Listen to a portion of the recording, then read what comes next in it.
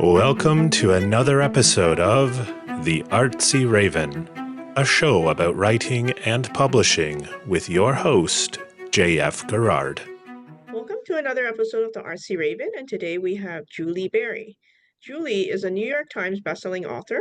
Her book Lovely War was a winner of the 2020 NCTE Walden Award and SCBWI Golden Kite Award. The Passion of Dolssa was shortlisted in the 2017 Printz Honor and Los Angeles Times Book Prize. Her picture books include The Night Frolic, Happy Right Now, and Cranky Right Now. Julie holds a BS from Rensselaer Polytechnic Institute in Communication and an MFA from Vermont College of the Fine Arts. Julie lives in Western New York, where she owns Author's Notes, an independent bookstore. So welcome, Julie. Thank you, Jeannie. Thrilled to be here. Now, you've written across many forms like YA, middle grade picture books, and now a genre-bending adult novel. So, how did you start writing, and how come you've done so so much? So, Well, I've always enjoyed variety. I've never wanted to write the same book over and over again. So that's something that's really important to me to keep it fresh and new. I began my writing journey as I wrote humor columns for the local newspaper. And I did that for a couple of years, and that gave me the courage to go back to school and get an MFA, creative writing. And that's when I started writing fiction and writing novels. So my first book came out in 2009, and I've been writing ever since. And as you say, writing picture books, middle grade novels, young adult novels, and my young adult novels tend to be crossover teen and adult fiction. And I just love it. I have a blast.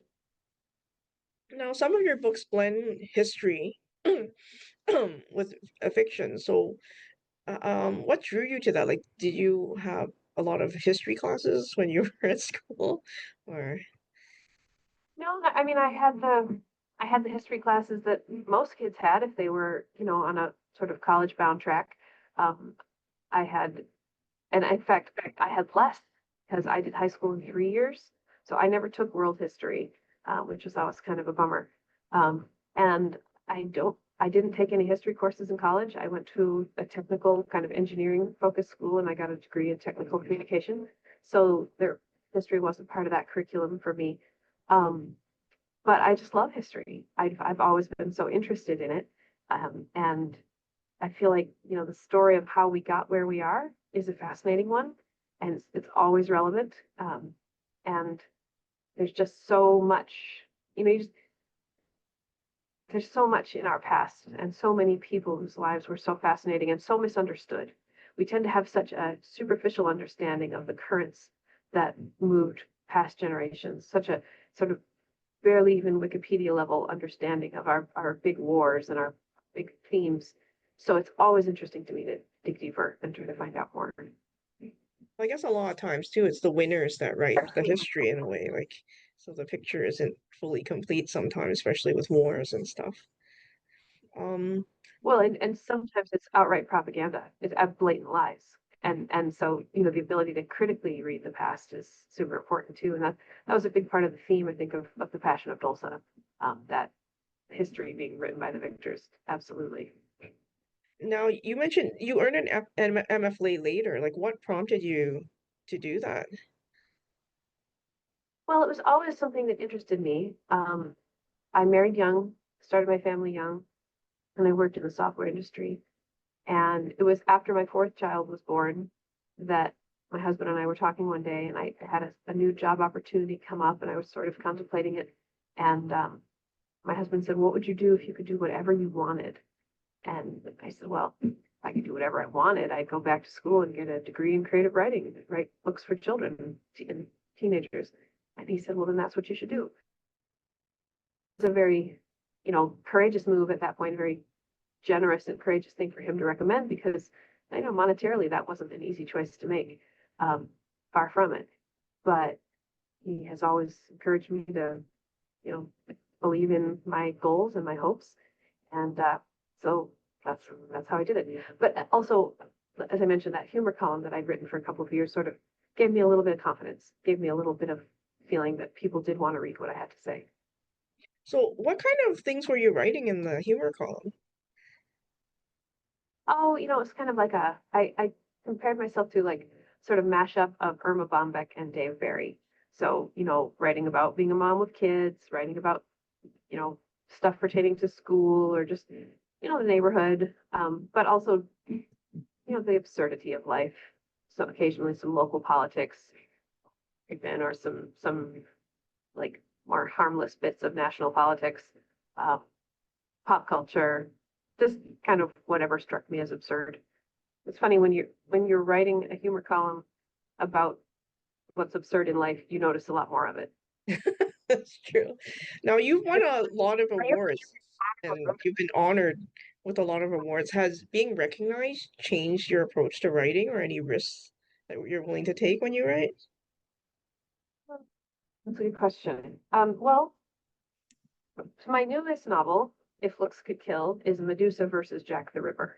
And that is definitely a risk to take, right? That is an unusual combination, and to mix true crime with mythology is an unusual choice.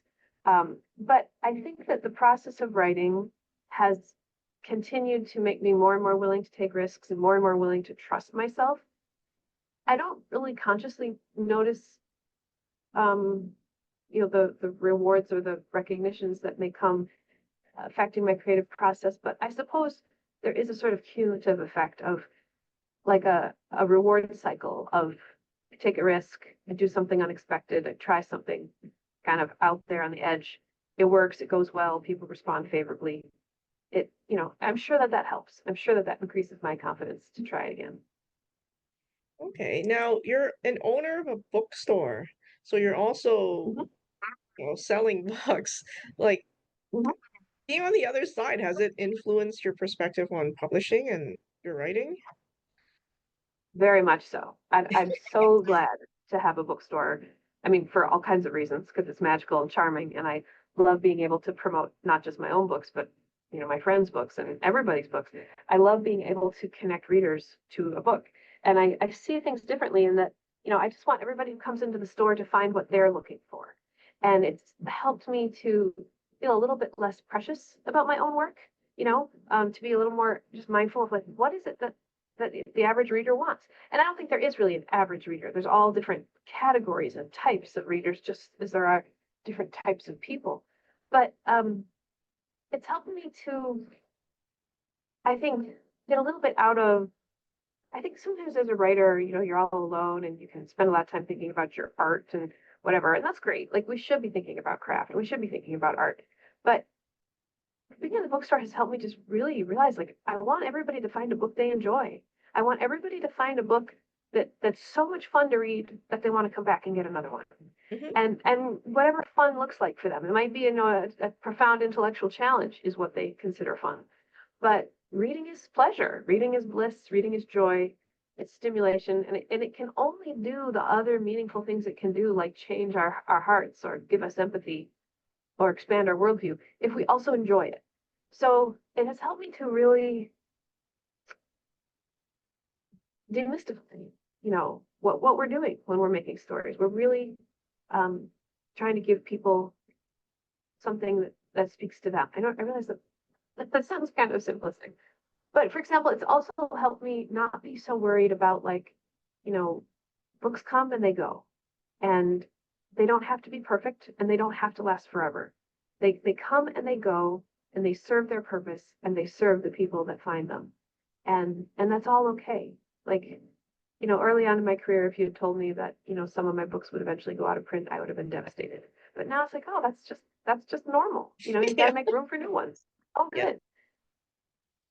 Okay. Now, do you have a routine for writing? Do you have a time and place, or are you more fluid?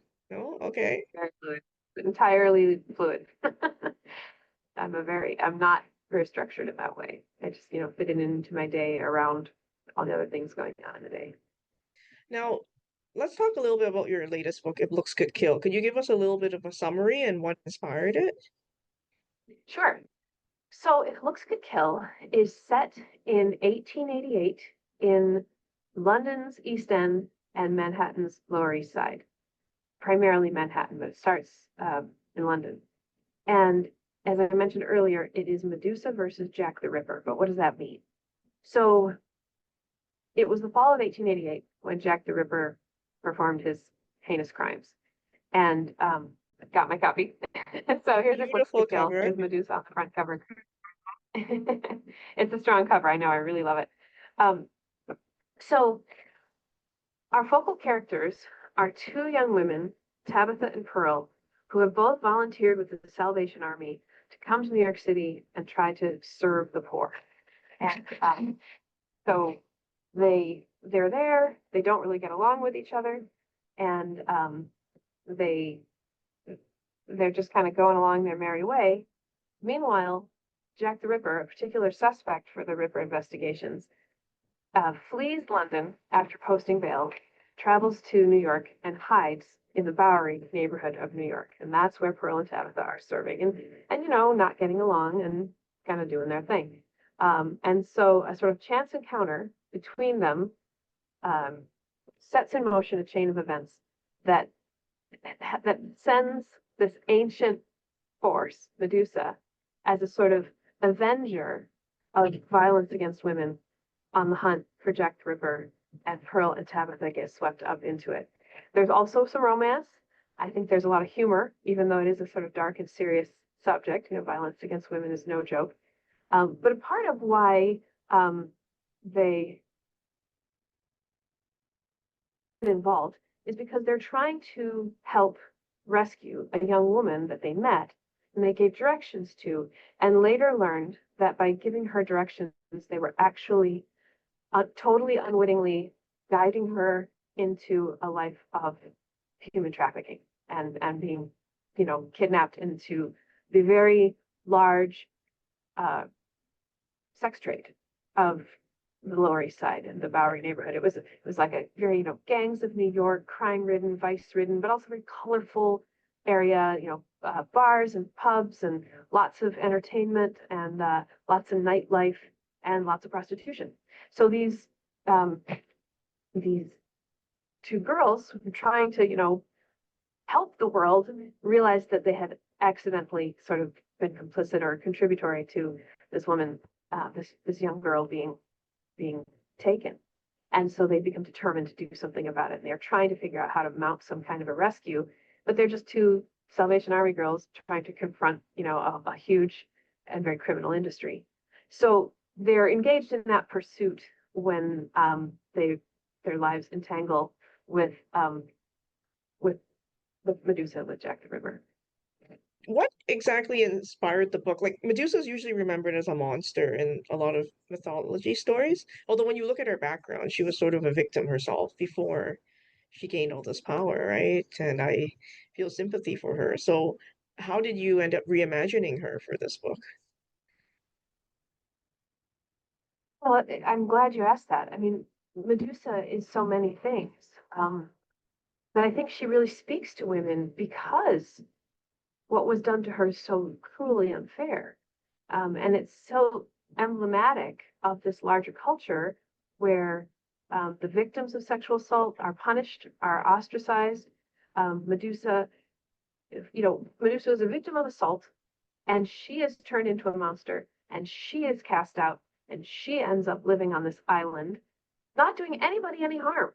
But nevertheless, you know, the gods send a hero to slay her because her very existence is a threat, because she is capable of turning men to stone.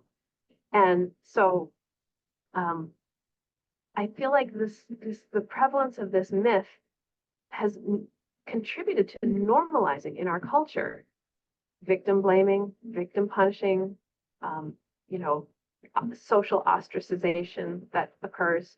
I feel like it has helped to normalize, you know, ideas that powerful women are dangerous, powerful women should die, that even the gods or God would approve of the destruction of a dangerous woman. And what is a dangerous woman? It's a woman who doesn't participate in our idea of beauty.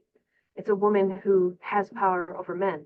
But again, a power she can't even control, right? Like Medusa can't, in the conventional story, Medusa can't turn on or off her ability to petrify you. And it's instant, it's instantaneous in permanent destruction that she wields, but without any agency or very little agency of her own. So I think the myth has both spoken to women because of the injustices contained in it. We feel a sympathy and a sisterhood with Medusa, but at the same time, it, it it's normalized that violence. It's contributed to a world where we kind of take it for granted that of course a bad woman should be killed. Of course it's heroic to, behead this monster. Of course she's a monster. You tell us she's a monster, we'll believe you. So I wanted to tell a Medusa story that turned that upside down. So I deliberately made a number of changes to how Medusa is handled and how it's treated. So I made it so that there can be many Medusas, that Medusa is a state of being, not just one person who had that name and was murdered. So to be able to become a Gorgon is to be a Medusa in my story. And the Medusas in my story have the ability to turn it on or off. They can bring out the snakes and they can put them away. And so they can move through the world like a normal looking person. But they know that they have sort of coiled within them this latent power. And they can also choose the degree of effect that their power has on someone. So whether it stuns them or whether it really terrifies them, whether it just makes them uneasy or whether it literally turns them to stone is the Medusa's choice, the Medusa's power to control. And in that way, again, they're able to have agency, they're able to be in the world, they're able to have conversations. If you are a being who instantly turns others to stone, who are you ever going to talk to, right? Mm-hmm. So all the things that made Medusa powerful also made her silent, voiceless, removed, and powerless. She had power, but she couldn't do anything about it. And I think that's kind of like a weird analog for women's sexual attraction and the power that it has over men, as though it excuses men, right, for their inappropriate conduct and all that stuff. So I made my Medusas, I feel like they're the Medusas for the 21st century, even though the book takes place in 1888. But they're the Medusas we need to empower women to work together, multiple Medusas working as sisters, to confront men who are violent toward women, to avenge the wrongs of women who suffer from male violence. But then, of course, that begs the question, well, if women had this kind of power, how would they use it? Would it just look like, a statue garden of petrified men? What does it even mean to petrify? So those are some of the ideas that went into the making of this story, as far as the Medusa piece. And then the Jack the Ripper angle, how does he enter in? Well, I had chosen the setting for the story. I had chosen the Lower East Side of Manhattan, and I knew I was wanting to do something with Medusa. And I felt that I needed a villain, or I needed a target worthy of Medusa's wrath, because the story was not going to be very satisfying if all they did was just turn bad men to stone. In this place and time where, sexual exploitation of women was so widespread and unquestioned. Yeah, it's almost accepted. Yeah. would deserve. Yeah. So where do you go with that? So I was looking for a sort of special case. And I'm reading this book about the Bowery, and it mentions these notable people who've passed through the Bowery or who lived there for some length of time, like Harry Houdini and Leon Trotsky and Lady Gaga and the Ramones, and oh, by the way, Jack the Ripper may have spent some time there. And I was like, wait, what? Come again? So it was exactly what I needed. And I feel like both Medusa, Jack the Ripper was a real person. We don't know who he was, but he was a real person. But I think he is more myth and legend in his way than real person, right? Because we never figured out who he was. He's like this shadow looming over the culture, like Medusa is. So I saw no problem bringing the two together. I feel like they both have this enigmatic and titanic presence in the conversation about violence against women. Cool. Okay, let's change the topic a little bit. Now, I know some people listening to the podcast are new writers or people on a journey. Now, what advice do you give to writers that are struggling to find their own unique voice? Because it sounds like to me like this book that you came up with is very unique, but I think some people struggle to find the confidence to do so. Yeah, I think that's a great question. We say, be yourself, find your voice, and feel like, what even is that? And I think maybe we might make it seem more complicated than it needs to be. But the thing that I really want to say to aspiring writers is that the most important thing they can do is believe that they have something worth saying and that people want to hear it. And I think that oftentimes people who are drawn to writing may feel that they're just one person. They're just one quiet life. They haven't done some big thing. They haven't, had some dramatic life experience that might qualify them to be special or qualify them to be somebody worth listening to. And that's so wrong. Because the whole point of fiction, if we're talking about writers of fiction, let's say, although I think it could apply either way, the whole point of fiction is to present the point of view of someone else to the world, to allow the reader to stop being themselves for a minute and spend time in another point of view.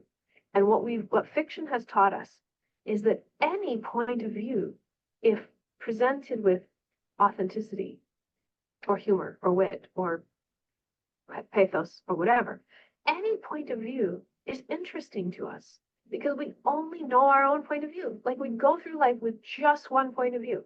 So to step into a book and experience someone else's point of view is fascinating, and it is a stress reliever. It is a great joy to, for a minute, not have to be me and get to be you. So everyone has the ability to present to the world their take on the world, their unique voice. And it doesn't matter if they feel that they're the most average, ordinary, vanilla person that ever lived. They are themselves and no one else has ever been them. And so they have something to say, and they have a unique mind with which to say it. They have unique experiences to draw from. So believe that, because it's just mathematically correct and true that there has never been another you. Genetically and experientially, there has never been another you. Even if you have an identical twin, there has never been another you. And so you have a story to tell, and you have a voice and a perspective with which to share it. And that belief is everything. And I know that belief doesn't just come, by snapping your fingers, but you have to choose to believe. You have to decide that you're going to give yourself that validation and that permission to say, my thoughts are worth committing to paper and someone else should want to read them. I really think that's what it all comes down to, is belief, and then just doing the work, just persistent practice, persistent trial and error. You find your voice, if it's a thing that's lost, by just writing more and more until it feels more natural to sound like yourself. Yeah, and it'll take some time.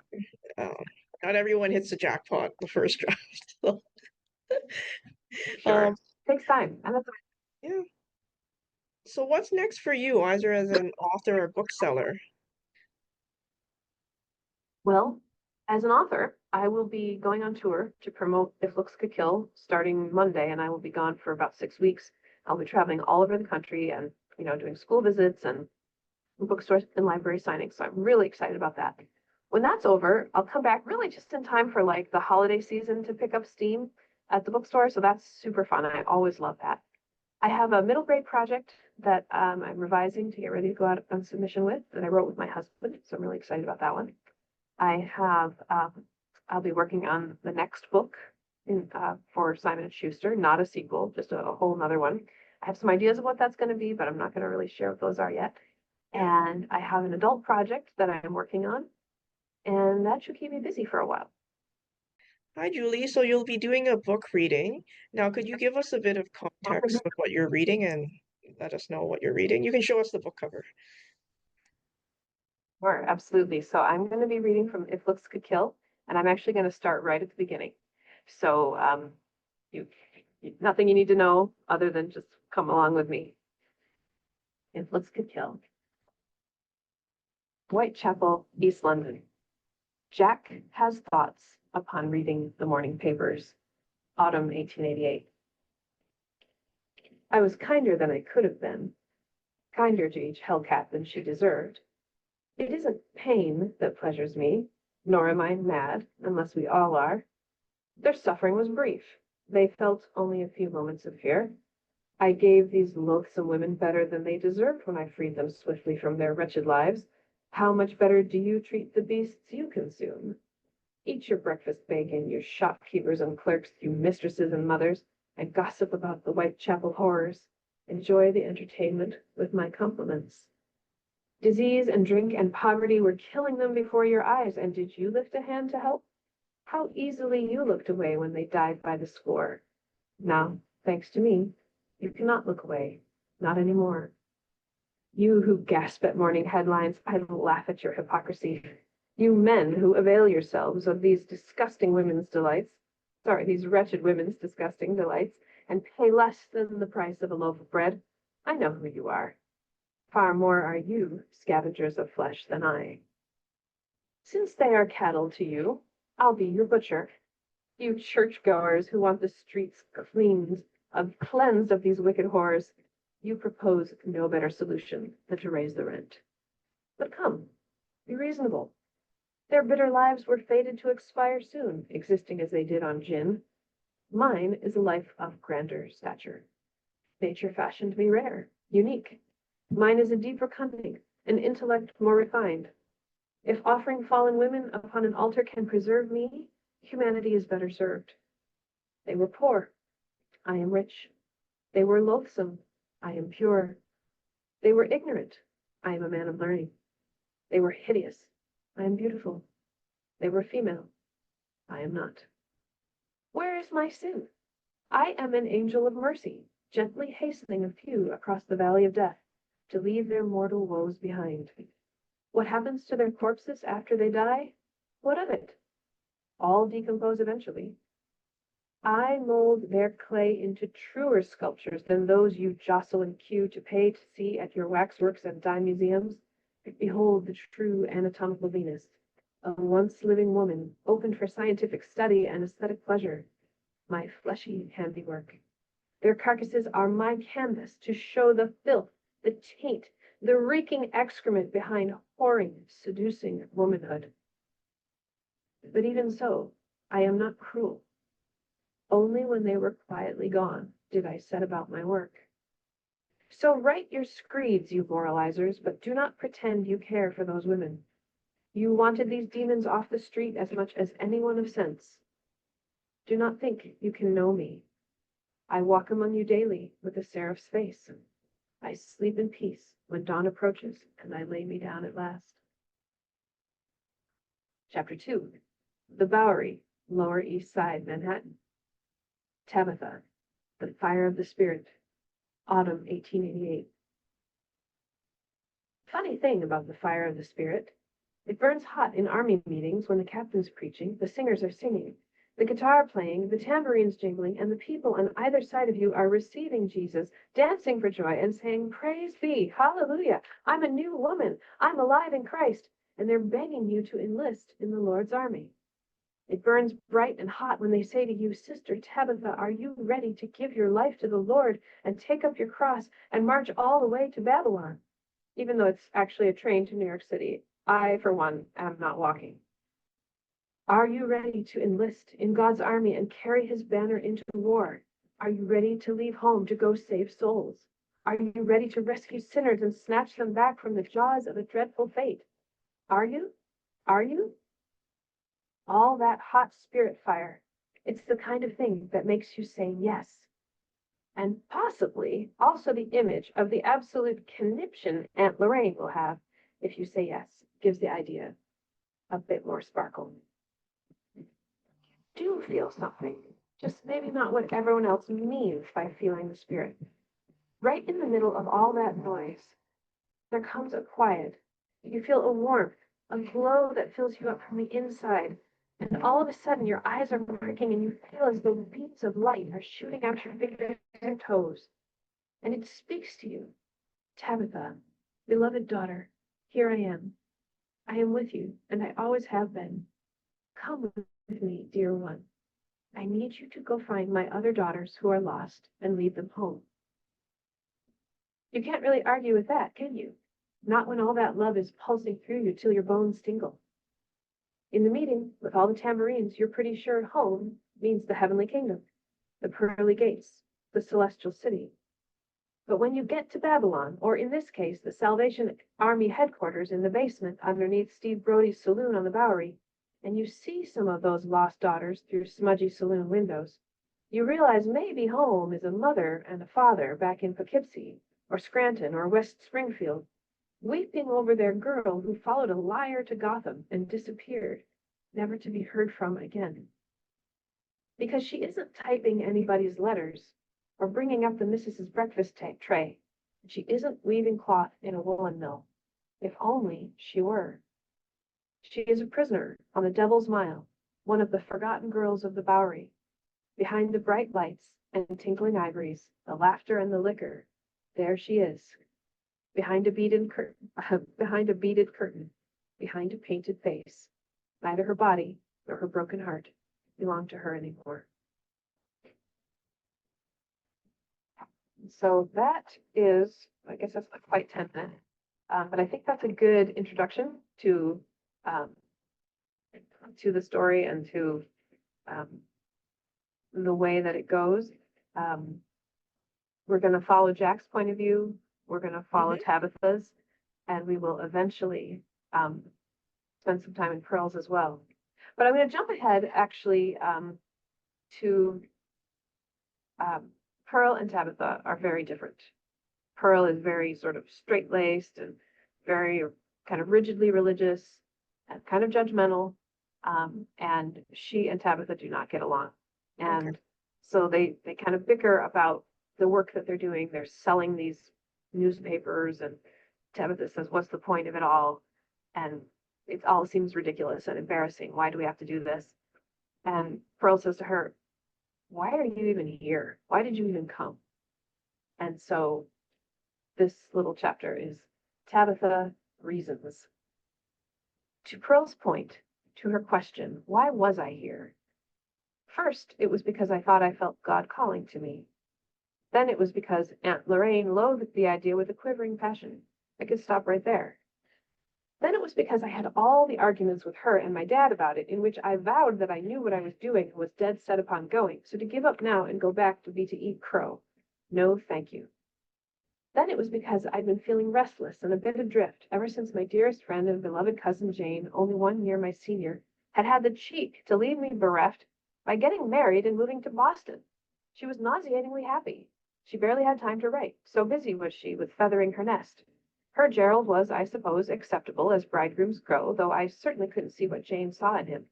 But I needed something to fill the void her abandonment and betrayal had opened.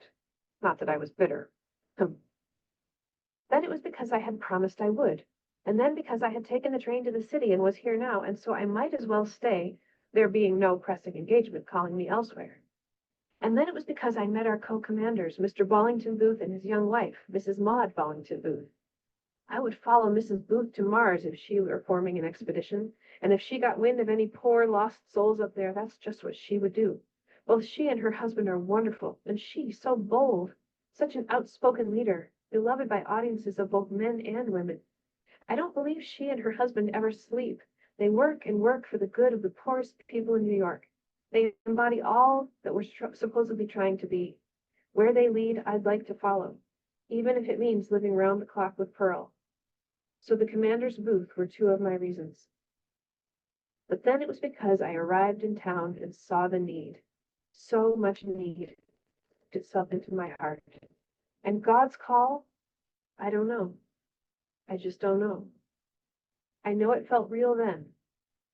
I know I've felt nothing like it since. I don't know if it was a trick of the preaching or the music. But I know there are an awful lot of folks here needing help. I think, perhaps, that's all I know. So, that's the beginning of If Looks Could Kill. So this is brilliant juxtaposition of Jack the Ripper murdering women and this young woman trying to do good in the city. And they're going to come together in a pretty explosive way. Cool. You're promoting this in high school, right? Not elementary schools, right? I'm not hearing. Well, I said you're promoting the book in high schools and not elementary schools, right? Yeah, yeah, for sure. Well, thank you very much for spending time with us today, Julie. Absolutely. Thank you for having me. For more upcoming episodes of the Artsy Raven about writing and publishing, visit us at jfgarrard.com/arpodcast. A reminder to Patreon subscribers that there is bonus content available for every episode on the Patreon website. If you enjoyed the show, you can show your appreciation by buying us some digital coffee. The Artsy Raven is produced by J.F. Garrard. The voice in the show's introduction is Chris Gorman, and music is by Tim Moore. Thank you for tuning in. Until next time, stay safe.